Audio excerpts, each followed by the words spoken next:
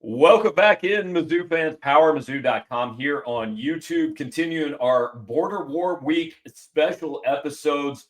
So far this week, we've talked to Dave Matter. Then we talked to Lorenzo Williams, the guy who had the sack on Todd Reesing to end the 2007 game. We talked to the leading rusher in that game and the Cotton Bowl MVP, Tony Temple. And so now, of course, we got to talk to the leading receiver in that game, and actually going to talk to him about a couple of KU games. Danario Alexander joining us now.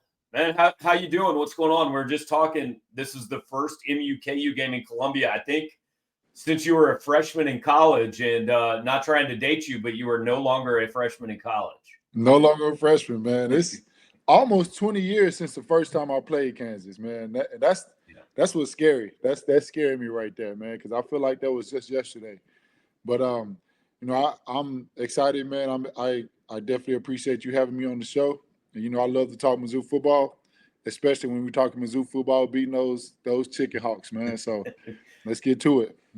So before we get into that, I do want to let just kind of all the Missouri fans that are watching, like, what's going on now? I know you got a family and you're living life. Just kind of tell everybody what you're doing. Well, yes, family. I have a 3-year-old daughter. I have a 20-year-old that's at Mizzou also.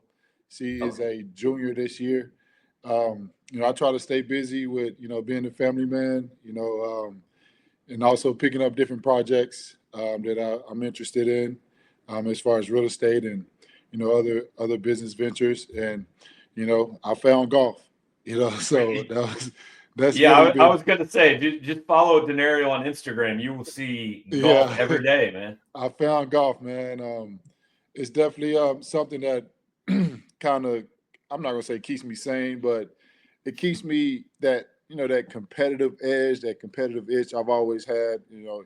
If you know me or any of my friends that know me, they know I'm a very competitive guy. But pushing 40, I can't go out and play any sports where I have to react to anybody. I tell people I need playing movements right now. So, but golf is my passion. It's something that I strive to, be the best that I can be at, for sure.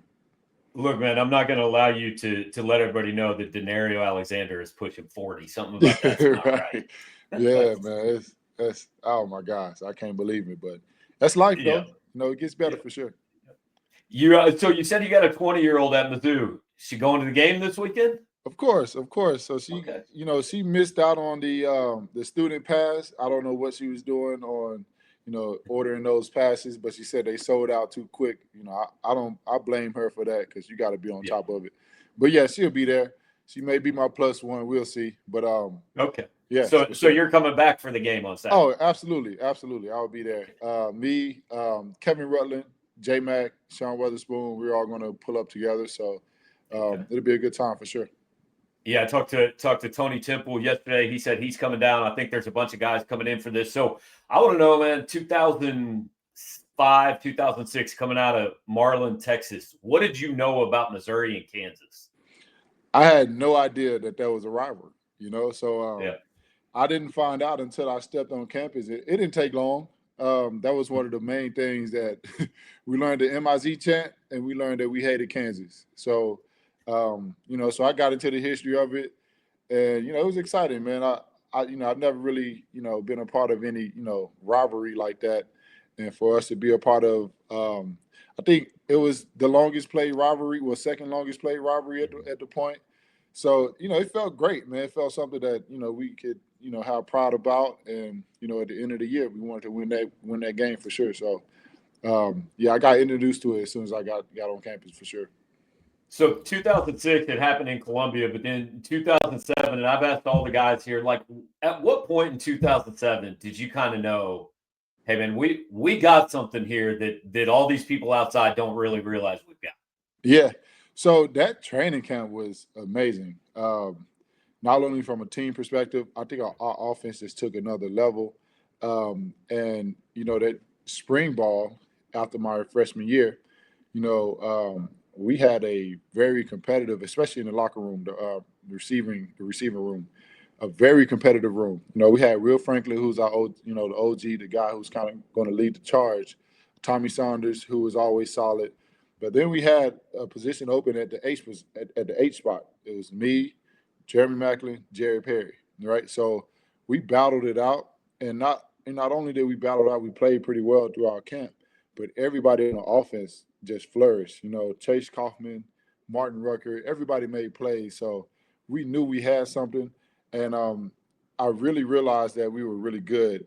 During the week of practice, that we tried not to have any balls touch the ground on offense, right? So you didn't want to be that guy that didn't catch the ball. Chase always made great throws. It was always a great throw, never a great catch. And we just had to go out and do our job, man. So that year was definitely special. And we felt that we were pretty confident about ourselves for sure. Yeah, Lorenzo told me during camp he knew the offense was going to be good, but because they were facing you guys every day, he wasn't sure that the defense was actually good until they started playing other teams. Yeah, man, it was real. Those scrimmages, we killed our defense, every day in practice. And that was the thing. I love that about how Coach Pingle set up those practices. We were competitive every day, and that definitely led us to be ready to compete on Saturdays for sure. So you guys lose to OU, and you got to win 5 more games, or the MUKU game's probably not going to mean that much. Mhm. What do you remember about? I mean, you guys won all those games pretty easy. You won them by 2 touchdowns at least. But what do you remember about kind of that month leading up to that game, and just every Saturday waking up and going, "All right, man, they're about to do it again, so we got to make sure we do it again." Yeah, yeah. That year was probably one of the craziest years in college football that I remember because I feel like number one kept changing. Everybody kept losing up top, and we knew that okay, we took a loss in Oklahoma. Back in the day, BCS rankings, it's about Mhm. not only if you lose but how you lose, right? So we lost. We lost a game we felt like we should have won. So we kind of felt like we stayed in the respects of all of the people who's making those decisions for the BCS. So after that loss, I don't think we really didn't skip a beat, right? It hurt, but we knew where we were good and we knew what we were up against. So we just took it game by game, man. And like I said, our offense put up crazy amount of numbers. A guy like myself, I just want to try to get in where I fit in, right? When the ball comes, I wanted to make plays. But you had Jeremy Macklin just going off having a year that we've never seen. Chase Kaufman jumping over guys, Martin Rucker just being a big bully, man. So and Tony Temple running the ball, man. So it was, when you think back on our offense, our team that year, we had 4 All-Americans, potential like future All-Americans catching the ball, right? Yeah. that's unheard of, man. They didn't Chase Daniel, a Heisman finalist. It was something that at the time we didn't realize what we were doing, but we were definitely making history for sure. Yeah. So you always struck me as a pretty laid back guy, like Mm-hmm. not super loud, pretty calm. What was the week of that game leading up to that game like? I mean, were you able to kind of take it in stride, or do you remember kind of thinking, "Hey, this is a little different"? Yeah, yeah. So I felt it. Um, I kind of, like you said, I try to stay laid back, try to, stay Mhm. even killed, but you couldn't help but to get hyped up for the game. Every day after practice, our locker room, I mean, our parking lot was filled with people, getting autographs and everything. Everything was different, man. It was just not this. I'm like, yo, this is a different Right. place, right? I remember signing autographs and one of my cousins calling me like, hey, cuz, I saw a jersey or a football on eBay with your name on it. I was like, yo, what is happening? But yeah, man, it was Yeah, it was you needed that NIL. Get that paid for that NIL, back man, then. that $50 would a long way back in the day, man. But yeah, it was great, man. It was just different. Like Columbia felt different. The team, Coach Pinko tried to emphasize that this is another week. It is KU week, but we just got to go out and execute and do our jobs, and that was our main focus going into the game. Coach Pinkle was telling me the story about pulling into the parking lot at Arrowhead Stadium, and like Mhm. fans are banging on the sides of the buses and everything. What do you remember about just kind of getting to Arrowhead? Yeah, like I remember we left the hotel early. The traffic was wild. It was crazy trying to navigate through the officers, our escorts. They did that did the best job that they can do to get us there as fast as possible. But I remember, man, like I forgot. I don't know if there's like a hill or something, but we came over a hill where we really couldn't see what was going on. But as soon as we got to the hill, the top of the hill, I saw a huge cloud of smoke just over the whole parking lot and just a sea of people like tailgating. It was crazy. You hear people rocking the bus, like things are being thrown. And that's when I knew. I was like, oh wow, because college game day was there. Like we watching it on TV. We know we have a big game coming up, but it wasn't until we pulled into to Arrowhead and I saw everything where okay, yeah, this is something that this is not normal, right? So it was pretty. I'm not going to say intimidating, but you had to get ready to play at that point for sure. Right. So that game starts, and I mean, 5 minutes into the second half, you guys are up 21-0. Jimmy Jackson had a touchdown. You had a touchdown. I think Rucker had a touchdown. Yep. I mean, are you on the sidelines thinking, hang on, man, it wasn't supposed to be quite this easy? Yeah. But I felt we felt like we were better than them though, right? We felt like they kind of got a really good schedule that year, right? As far as difficulty, but we felt like we were the better team. Not that much better, but things were pretty. It was pretty smooth. Everything was working. I think our first two drives we didn't score, and I do remember we tried to do a fake field goal. Um, I think we were trying to hide Will Franklin on the sideline or something like that, and it just didn't work out. But I remember, during that week, that play worked. We thought it was absolutely six. We can't wait to run it, right? So, but so they played well the first two series, but after that we got going, man. And like you said, man, we felt like a little bit of surprise to it because we jumped out on them, but lo and behold, it wasn't the end of the game for sure. Yeah, you mentioned that receiving core, and you had 9 for 117 in that game, but like there were days Jeremy was going off. There were days Chase and Rucker. I remember the KU game in 06, Jared Perry had like an 80-yard touchdown. Like what's the balance of like, I know everybody wants to be the guy, but also knowing like everybody here can be the guy. Yeah. And that was the challenge, right? When you have a receiver room that's stacked, and it's just not guys who are just talented. You got alpha guys there, right? Guys who want to be the guy. But we made it work. I think it was obvious when J-Mac came and played, man, he was different, right? He was special. So J-Mac's going to get his touches. Chase Kaufman, Mackey Award winner, he's going to get his touches. T-Ruck, the leader, the big boy, you know what I'm saying? He's going to get his thing. Will Franklin, super talented, future fourth-round pick. So for me, I fell at around the fifth guy, fifth, like, which is crazy, right?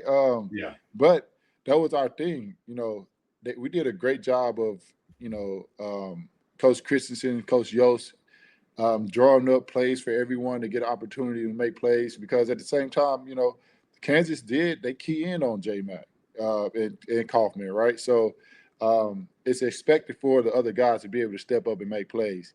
One guy who made a lot of plays that kind of went unnoticed was Tommy Saunders. I forgot how many catches he had that game, but big catches. And he recovered the onside kick at the end of the game too. So there was a lot of talent there, man. And I love this. One of the best years, our best receiving rooms or position rooms I've ever been in. We challenged each other. We always wanted to go out and kind of outdo one another, man. And I think that just worked out great. Especially with having Chase Daniel, he's able to distribute the ball throughout the whole room, throughout the whole offense. So it took a guy like that to really keep everybody in the right space. Yeah. So you guys raced out to the big lead. Everybody knows they come back, but ultimately, the sack of Reesing in the end zone. So when the defense is on the field, you're not watching, right? But there's like 10 seconds left in the game. I'm sure at this point you guys are all watching because you're not going to get the ball back. So what do you remember like the sideline when that play happened? Oh, we went crazy because Kansas, like the drives leading up to that sack, they scored every series, right?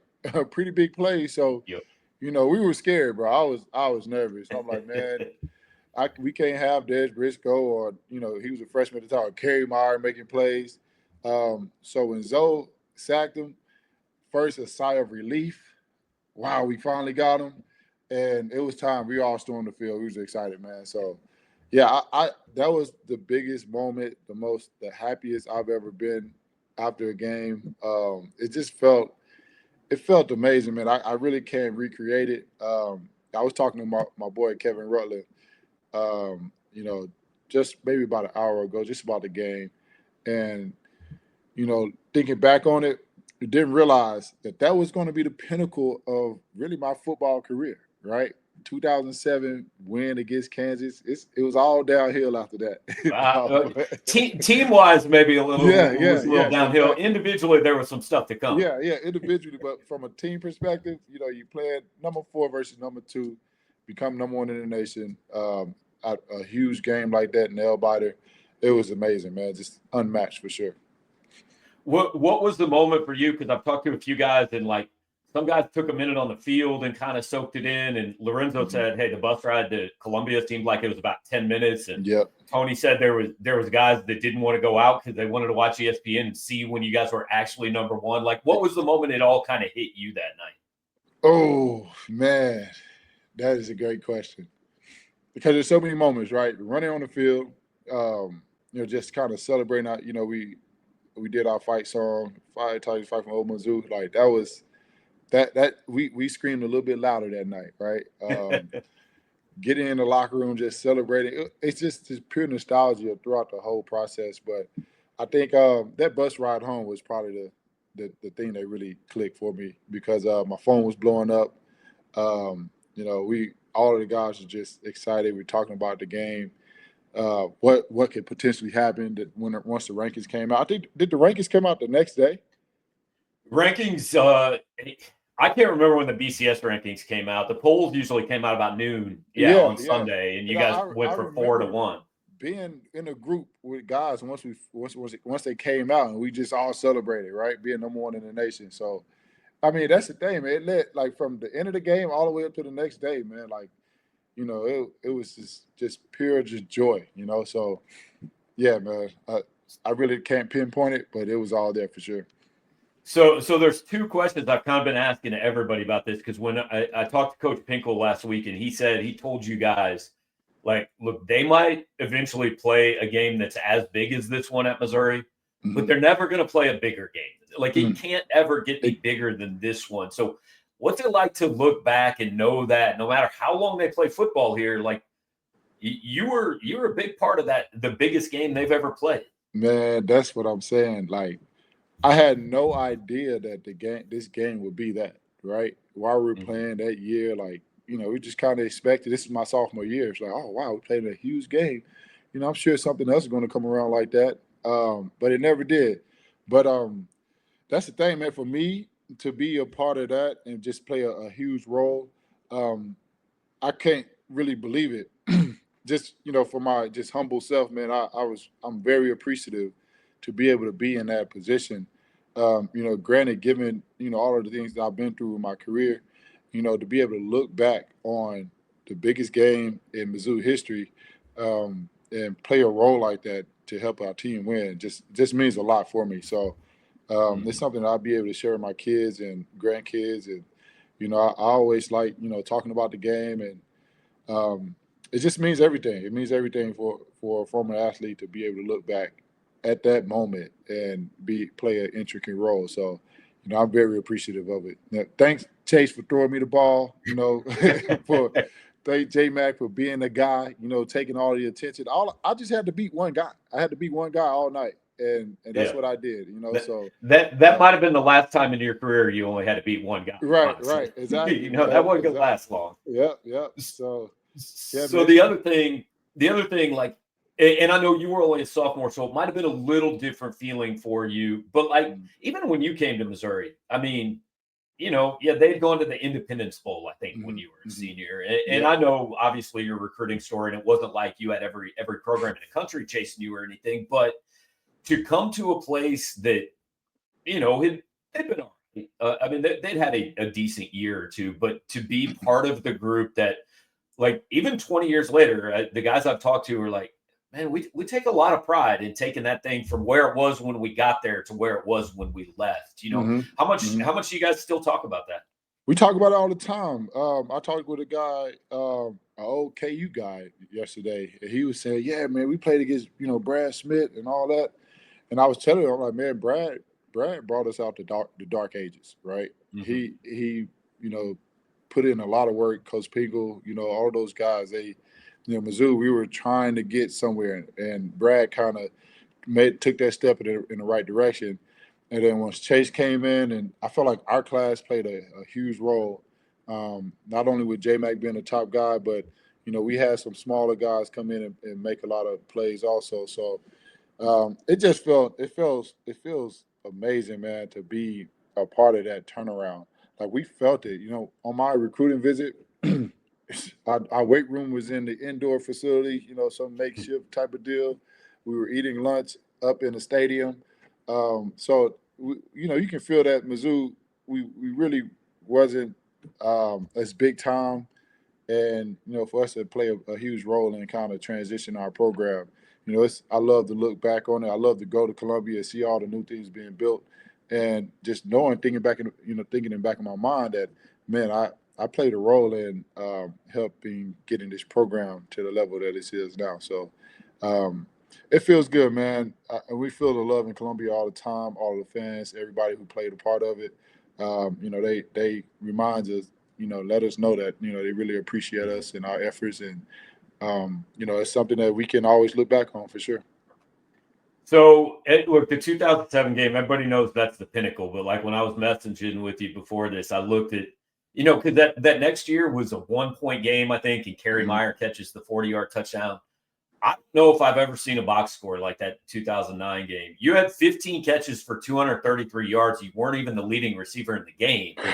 Crazy, Des Briscoe had 2-4. I mean, have you ever been a part of where, like, it wasn't just the teams going back and forth. It was like you and Desmond Briscoe were in an individual heavyweight fight. Man, and we felt it too, because I would go to the sideline, I see Briscoe catching some 60-yard ball. I'm like, oh man, I got to go out there and do it too, right? So, man, I've never been a part of that. Granted, the back end of my senior year was something that, I don't that know. was only like your third best game of November. Yeah, I couldn't believe it, man. I think I went like 214 to Baylor, and then like 200 K-State and 175 for Iowa State. I begged Coach Pingle for one more catch against Iowa State. I said, because you give me one more catch, I'm gonna get 30 yards for my 200-yard game. But he was looking out to me for sure.